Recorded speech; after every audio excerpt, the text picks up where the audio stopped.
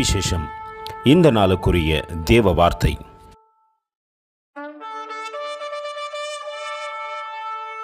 But God commanded His love toward us, in that while we were yet sinners, Christ died for us.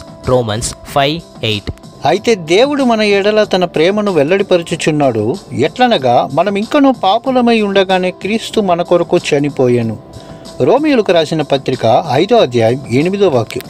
நம் பாவிகளாய் இருக்கையில் கிறிஸ்து நமக்காக மரித்ததினாலே தேவன் நம்மேல் வைத்த தமது அன்பை விளங்க பண்ணுகின்றார்.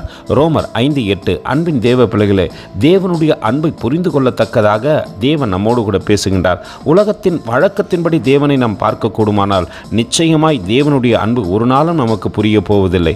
இன்று உலகத்தின் வழக்கத்தின்படி துக்க நாட்களில் முதல் நாட்கள் என்று சொல்லலாம். ஆனால் அப்படி பார்க்காதபடிக்கு தேவன் நம் மீது வைத்த அன்பை நோக்கி பார்ப்போமா?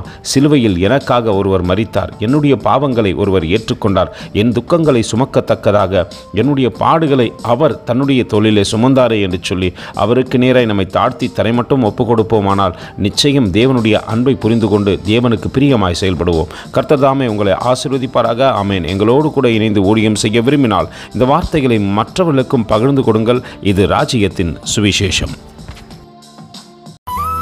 Thank you for watching. God bless you.